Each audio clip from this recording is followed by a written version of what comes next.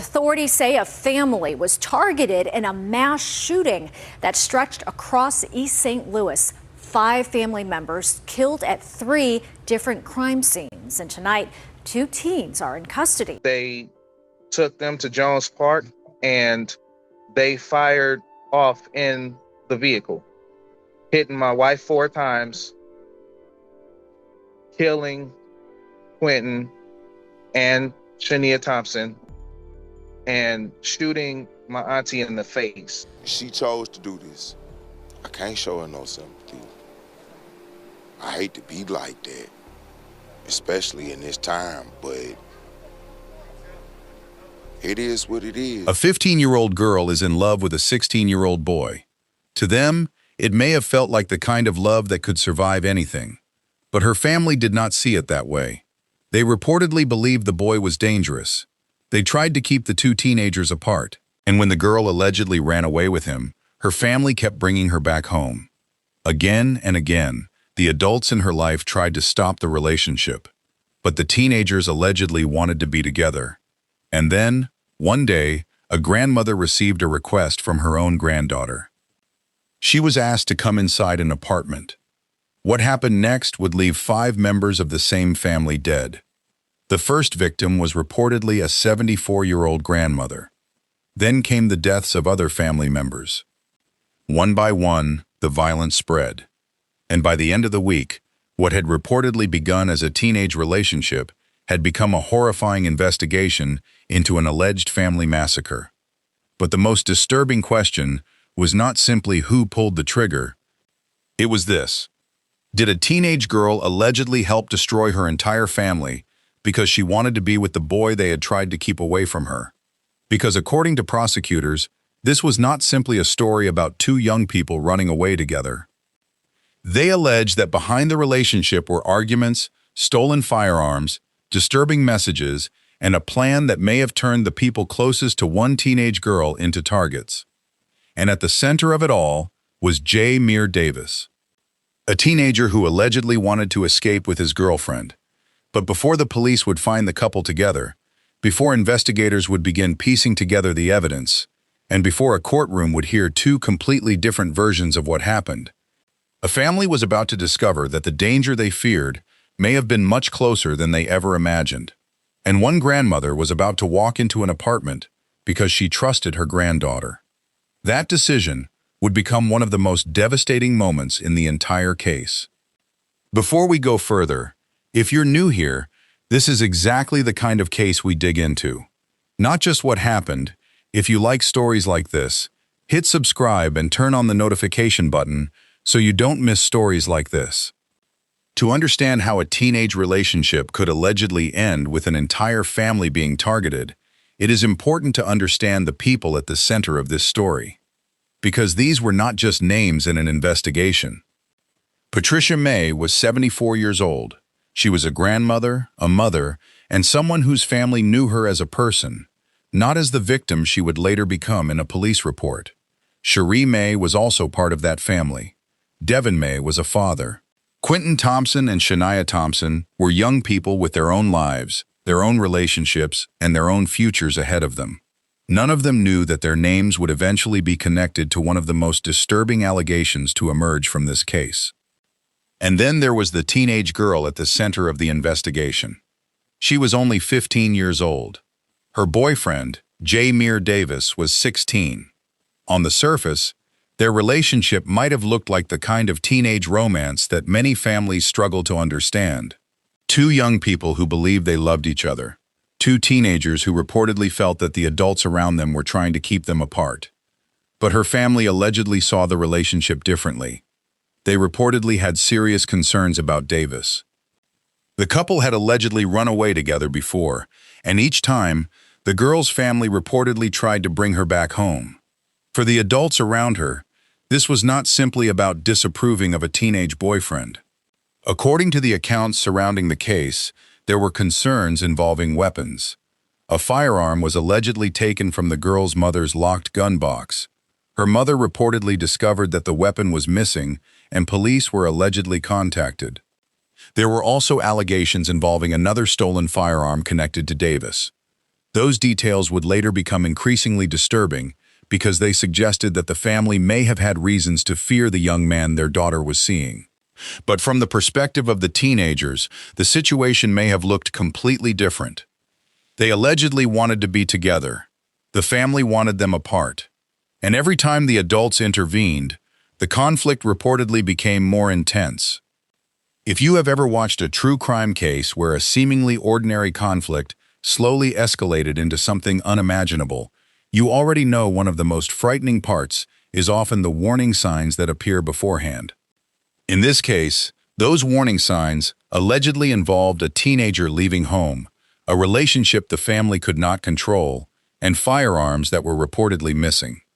But the most disturbing evidence would allegedly come from the messages exchanged between the teenagers. According to prosecutors, the conversations were not simply about running away or finding a way to stay together. They allegedly included discussions about killing members of the girl's family.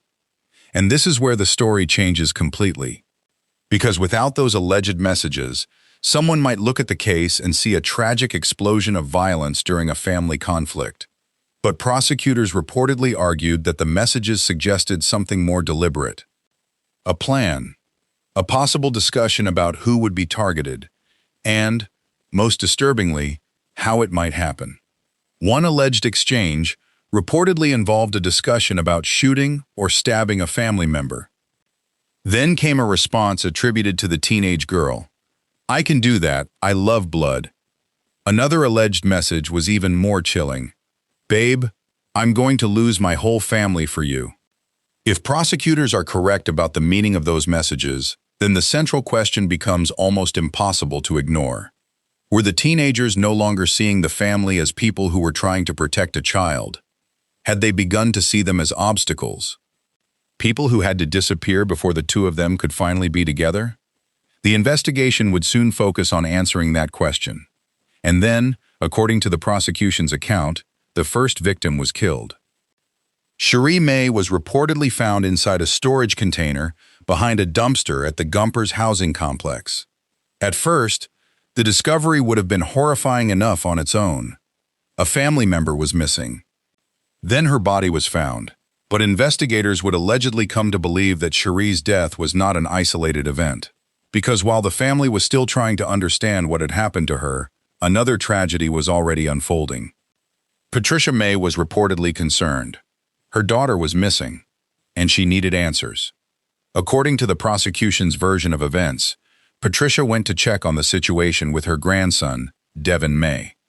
They were not reportedly arriving at the apartment expecting to walk into a massacre. They were family members trying to find out what had happened. But prosecutors alleged that Meer Davis was already inside, waiting. Devin was reportedly shot first, and Patricia was still outside. Then came the moment that would become one of the most disturbing details in the entire case. Patricia's granddaughter allegedly asked her to come inside. And Patricia trusted her. She was 74 years old. She was entering a place connected to her own family. There was reportedly no reason for her to believe that the person calling her inside was leading her toward danger. So she walked through the door. And according to prosecutors, once she was inside, she was shot. Think about that moment for a second. A grandmother allegedly walks into an apartment because her granddaughter asks her to come in. Not because she is chasing a suspect, not because she is entering a dangerous situation, because she trusts her own family. And prosecutors allege that this trust was used against her. That is what makes the case so difficult to process. The alleged violence was not simply directed at strangers. According to the prosecution's theory, the people being targeted were connected to the teenage girl at the center of the relationship. The same family that had reportedly tried to separate her from Davis. The same family that allegedly believed there were reasons to be concerned about him. And as the investigation continued, the number of victims reportedly grew. Quinton Thompson was killed. Shaniah Thompson was killed. Other members of the family were reportedly shot and survived. What had begun as a conflict surrounding two teenagers had allegedly become something much larger. Multiple victims, multiple locations, a family being torn apart by violence, and, according to prosecutors, one relationship at the center of it all. At that point, the question was no longer simply, how did one person die? The question became, how many people had to die before these two teenagers could finally be together? And then, after the killings, the teenagers allegedly left the area. But whatever fantasy they may have had about escaping together was about to collapse. They were reportedly fleeing in a stolen vehicle. Their escape did not lead to a new life somewhere far away. It led to a police pursuit. Authorities eventually located the teenagers at Frank Holton State Park. State police reportedly used a precision immobilization maneuver to stop the vehicle, and the two teenagers were taken into custody. The alleged escape was over. The couple who reportedly wanted to be together had been found together. But now, instead of running away from their families, they were facing a criminal investigation involving multiple deaths. And as investigators began piecing together the case, the evidence allegedly began pointing in several different directions. There was the stolen vehicle, the firearms, the alleged messages between the teenagers, the relationship between the suspects and the victims, and the question of whether the family members were allegedly targeted because they opposed the relationship. But even as prosecutors began building their case, Meer Davis's defense would eventually present a completely different version of what happened. According to his attorney, Davis was not the person hunting the family. The defense reportedly argued that he was the one being hunted, that the killings were connected to self-defense, and that the prosecution's version of events did not tell the entire story. This created two completely different narratives. The prosecution's theory was that the family was deliberately targeted. The defense's theory was that Davis was acting to protect himself. And somewhere between those two versions lies the question that may ultimately determine how this case is understood. Was this an alleged planned attack against a family that stood between two teenagers? Or was there another story behind the violence, one that the defense says involved fear, danger, and self-defense? But there was another legal battle developing at the same time. The 15-year-old girl at the center of the relationship was also facing the consequences of the investigation. Because she was a minor, her case raised difficult questions. Prosecutors reportedly sought to have her case moved into adult court, and her alleged role in what happened became one of the most important unanswered questions. Was she simply a teenager caught up in the influence of an older boyfriend? Was she an active participant? Or was the truth more complicated than either of those explanations? Those questions matter because the alleged messages, if accurately interpreted by prosecutors, could place her much closer to the planning than a simple bystander. But allegations are not convictions. And until the legal process determines what actually happened, the full extent of her role remains a matter for the courts. Still, for the community, the damage had already been done. 5 people were dead. Others had reportedly survived shootings, and a family had been left trying to understand how a teenage relationship could allegedly become connected to so much violence. A prayer vigil was held for the victims. People mourned. People were angry. And many struggled with the same question. How could a girl allegedly choose a boyfriend over her entire family? How could the people who had tried to bring her home, protect her, and keep her away from someone they reportedly feared become the people allegedly targeted in the violence? But perhaps the most important thing to remember is that the victims were never simply obstacles in a teenage love story. Patricia May was a grandmother. Shaniah May was a daughter and family member. Devin May was a father. Quinton Thompson had his own life and future. Shaniah Thompson had dreams and a future of her own. They were 5 human beings, and according to prosecutors, their lives were allegedly taken in connection with a relationship involving 2 teenagers who wanted to stay together. And that is what makes the case so difficult to look away from. Because at the beginning, it may sound like a story about 2 young people who believed nobody understood their love. But by the end, it becomes a story about alleged betrayal. A grandmother who reportedly walked into an apartment because she trusted her granddaughter. A family that allegedly became the target of violence. Two teenagers who were eventually captured together. And a courtroom battle over whether this was a planned family massacre or something entirely different. The most haunting image may be Patricia May, a 74-year-old grandmother, walking into an apartment after allegedly being called inside by her own granddaughter. She may have believed she was walking toward answers. Instead, prosecutors allege she walked into a deadly trap. And if that allegation is proven, then the most devastating question in this entire case may not be what happened after the family said no. It may be what happened inside the minds of two teenagers who allegedly began to see the people closest to them as the only thing standing between them and the life they wanted. Because was this really a story about love, or was it about obsession? Was it about two teenagers trying to escape their families? Or about what can happen when a relationship becomes so consuming that the people trying to stop it are no longer seen as loved ones, but as enemies? And as the legal process continues to examine the evidence, those are the questions that remain. 5 people were dead, a family was shattered, and the two teenagers who allegedly wanted nothing more than to be together were eventually arrested together. The love story they may have believed would set them free had allegedly ended with a family massacre, a police pursuit, and a courtroom where the truth would be fiercely contested.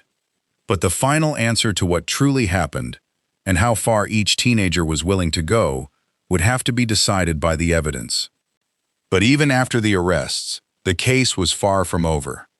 An arrest does not automatically answer every question. It does not explain exactly what happened inside the apartment. It does not reveal every conversation that took place before the killings. And it does not tell investigators what each teenager was thinking as the alleged plan unfolded. Those answers would have to come from evidence, from messages, from the movements of the suspects, from the weapons investigators were reportedly trying to trace, from the surviving victims, and from the relationship between the teenage girl and the members of her family who were no longer alive to tell their side of the story. That last part made the case especially difficult, because the people who may have known the most about the family conflict were among the people who had been killed. The investigation therefore had to reconstruct the story piece by piece, what had happened before the first murder. What did the teenagers know? When did the alleged discussions about violence begin? And at what point, if prosecutors are correct, did a troubled teenage relationship allegedly become a plan to eliminate the people trying to stop it? Those questions would become central to the case. But there was also something else investigators had to determine. Was the violence planned from the beginning, or did events spiral out of control? That distinction could change everything. A planned attack suggests one kind of crime. A sudden confrontation suggests another. And a claim of self-defense creates an entirely different legal battle. Meer Davis's defense reportedly challenged the prosecution's version of events. His attorney argued that Davis was not simply an attacker who had decided to target a family. The defense reportedly presented a version in which Davis was in danger and acted in self-defense. That argument directly collided with the prosecution's allegations, because prosecutors reportedly pointed to the alleged communications between Davis and his girlfriend as evidence that the violence may have been discussed before the killings. If those messages are proven authentic and interpreted the way prosecutors claim, they could become some of the most important evidence in the case. But evidence can also be interpreted differently. A message can be read one way by prosecutors and another way by a defense attorney. A conversation can be presented as proof of planning or as evidence of fear, confusion, or something that happened in the heat of a chaotic situation. And that is why the legal process matters. The public may hear one version of the story. The prosecution may present another. The defense may challenge nearly every major detail. But ultimately, the evidence has to withstand scrutiny. And for the 15-year-old girl, the legal consequences could be life-changing. She was reportedly a minor when the alleged crimes occurred. That raised a major question about how her case should be handled. Should she be prosecuted in juvenile court?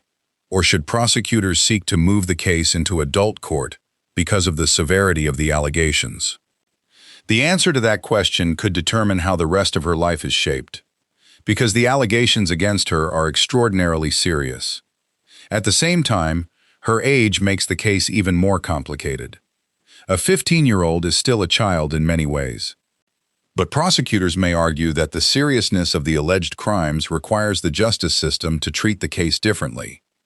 And this is where the public debate becomes uncomfortable. Some people may look at her age and ask whether she was manipulated. Others may look at the alleged messages and ask whether she knowingly participated. Some may believe she was influenced by Davis. Others may argue that she had her own role in what allegedly happened. But those questions cannot be answered simply by looking at a headline. And they cannot be answered by assuming that a teenager is either completely innocent or completely responsible without examining the evidence. The case is more complicated than that. Because relationships can influence people. Fear can influence people. Anger can influence people. And when young people are involved, the decisions they make can have consequences they may never have fully understood. But whatever the legal explanation becomes, the victims cannot be separated from the story. It is easy for a case like this to become focused entirely on the suspects, the boyfriend, the teenage girl, the alleged messages, the police chase, the arrest, the courtroom. But before all of that, there were 5 people who had lives. Patricia May was 74 years old. She was someone's mother, someone's grandmother, someone who had lived through decades of life before allegedly walking into an apartment that would become the final place she was seen alive. Shaniah May was more than the location where her body was reportedly discovered. Devin May was more than a name connected to the investigation. Quinton Thompson and Shaniah Thompson were not simply additional victims in a case file. Each one had people who knew them, people who expected to see them again, people who had no idea that their lives were about to end. And that is why the alleged motive is so difficult for many people to understand. Because the conflict was reportedly rooted in something that, at first, may have appeared familiar. A family disapproving of a teenager's relationship. Parents and relatives setting boundaries. A young couple believing the adults around them did not understand. That kind of conflict can happen in families everywhere. But most of the time, it ends with an argument. A teenager gets grounded. A phone is taken away. A relationship ends. Someone moves on. This case allegedly went somewhere else entirely. And according to prosecutors, the disagreement over a relationship became connected to the deaths of 5 people. That is the point where the story stops being about teenage rebellion. It becomes a story about consequences. Because no matter what the court ultimately decides about the precise role of each suspect, one fact remains impossible to ignore. The conflict did not end with the teenagers getting the freedom they wanted. It did not end with them living happily somewhere far away from the family members who opposed them. It ended with arrests, with a family destroyed, with survivors left to mourn, and with 2 teenagers facing the consequences of decisions that could follow them for the rest of their lives. The alleged escape itself also creates a disturbing contrast. They reportedly wanted to be together so badly that the people around them allegedly became obstacles. But once they were finally together and away from the family, where did they end up? In a stolen vehicle, fleeing from police, and eventually being taken into custody. The freedom they allegedly wanted did not last. The relationship they were reportedly willing to risk everything for became part of a criminal investigation. And the family they allegedly wanted out of their way was gone. This is the part of the story that leaves many people asking whether the teenagers ever truly understood the consequences of what they were allegedly doing. Because there is a difference between saying, "I want to be with you," and allegedly being willing to destroy everything around you to make that happen. There is a difference between believing that nobody understands your relationship and deciding that the people who disagree with you must disappear. And there is a difference between teenage rebellion and alleged murder. The investigation would have to determine where that line was crossed, and the court would ultimately have to examine the evidence surrounding each alleged act. The prosecution would reportedly attempt to connect the timeline, the relationship, the family conflict, the weapons, the alleged messages, the killings, the stolen vehicle, and the eventual capture. The defense, meanwhile, would challenge the prosecution's interpretation, and that is where the case would move from the streets into the courtroom. Because in court, the question would not simply be whether something terrible happened. Everyone already knew that 5 people were dead. The questions would be more specific. Who did what? What did each person know? What did they intend? Was there a plan? Was anyone acting under threat? And what role did the teenage relationship actually play? Those questions could determine whether the public's first impression of the case was accurate or completely wrong. And for the victims' families, the legal arguments would not bring back the people they lost. A conviction could provide accountability. An acquittal could completely change how the public understands the allegations. But neither outcome could undo the events that had already taken place. 5 lives were gone. A grandmother who allegedly trusted her granddaughter. Family members who reportedly became victims in a series of shootings. A teenager facing the possibility of being prosecuted for some of the most serious allegations imaginable. And a teenage boy whose attorney reportedly argued that the public was not being told the complete story. The community was left with grief and questions. How could a relationship become this dangerous? How could a family conflict escalate so far? Were there warning signs that people saw but could not stop? And perhaps the most painful question of all, could any of this have been prevented? If the family had never tried to separate the teenagers, would the relationship have continued peacefully? If the alleged weapons had never gone missing, would the situation have taken a different path? If someone had recognized the alleged messages as a serious threat earlier, could lives have been saved? Those questions may never have clear answers. But they are the questions that remain after a tragedy like this. Because once violence has happened, everyone looks backward. They search for the moment when the situation could have changed. The first argument, the first threat, the first weapon, the first message, the first time someone realized that this was no longer just a teenage relationship. And somewhere in that timeline, investigators believe the path toward the killings began. Whether that path was carefully planned, whether it was driven by fear, or whether the truth lies somewhere between the prosecution and the defense remains a matter for the legal process. But one thing is certain. The story began with 2 teenagers who allegedly wanted to be together, and it ended with a family mourning 5 people.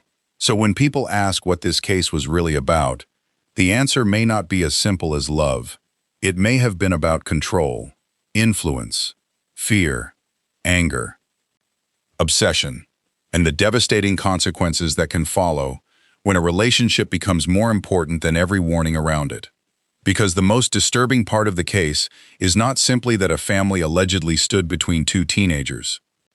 It is that the people who were reportedly trying to keep them apart may have believed they were protecting a young girl. And according to prosecutors, those same efforts to protect her may have made them targets.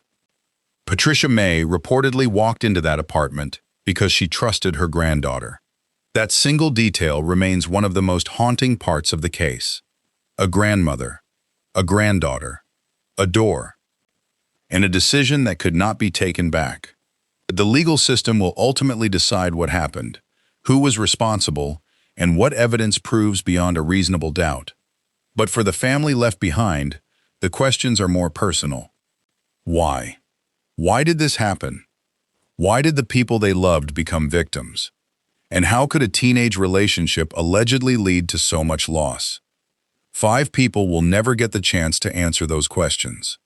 Their lives ended before the full story could ever be told. And perhaps that is why this case continues to disturb so many people. Because at the beginning, it sounds like a story about 2 young people who believed their love was being threatened. But by the end, it becomes a warning about what can happen when love, anger, influence, and violence become impossible to separate. The teenagers allegedly wanted to be together. They were eventually found together. But the family they were reportedly trying to escape was no longer there. And the question that remains is one that only the evidence and the courts can ultimately answer.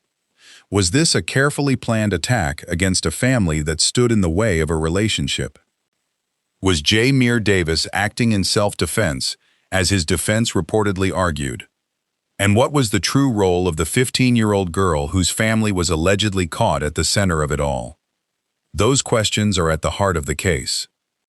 And until they are answered, the story of Meer Davis and the East St. Louis family massacre remains one of the most disturbing examples of how a conflict that begins inside a family can allegedly end with lives destroyed forever.